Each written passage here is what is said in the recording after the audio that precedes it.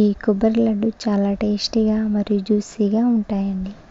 ఈ కొబ్బరిని ఈ విధంగా చిన్న చిన్న ముక్కలుగా కట్ చేసి ఇందులో నుండి కొన్ని కొబ్బరి ముక్కలను కొన్ని వేసుకుంటూ మిక్సీ పట్టుకోవాలి. ఎందుకంటే ఒకేసారి ఎక్కువ మోతాదులో వేస్తే మెత్తగా అయిపోతుంది, తురిమినట్టుగా రాదు. అందుకనే ఇలా గ్రైండ్ చేసేటప్పుడు కొన్ని వేస్తూ గ్రైండ్ చేసుకోవాలి.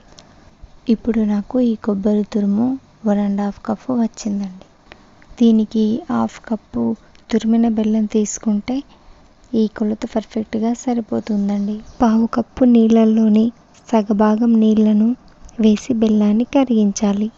ఈ బెల్లాన్ని మీడియం ఫ్లేమ్లో ఉంచి మధ్యలో కలుపుతూ ఉండండి, లేదంటే మాడిపోతుంది. ఇలా ముదురు పాకం వచ్చేంత వరకు కలుపుతూనే ఉండండి. ఈ విధంగా ముదురు పాకం వచ్చిన తర్వాత దానిలో లో ఫ్లేమ్లో పెట్టేసి ఈ పాకంలో మనం ముందుగా తురుముకున్న కొబ్బరి తురుమును యాడ్ చేసుకోవాలి. అలాగే మంచి ఫ్లేవర్ కోసం యాలకుల పౌడర్ని వేసుకోవాలి. మీడియం ఫ్లేమ్లో ఉంచి బెల్లం పాకంలో ఈ కొబ్బరి తురుము మంచిగా ఉడికించుకోవాలి. ఇలా కలుపుతూనే ఉండాలి.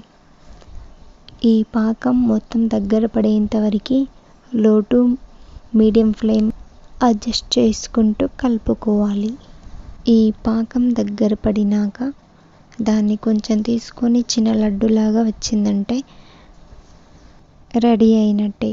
నెక్స్ట్ స్టవ్ ఆఫ్ చేసుకొని దాన్ని కాస్త చల్లారనివ్వాలి.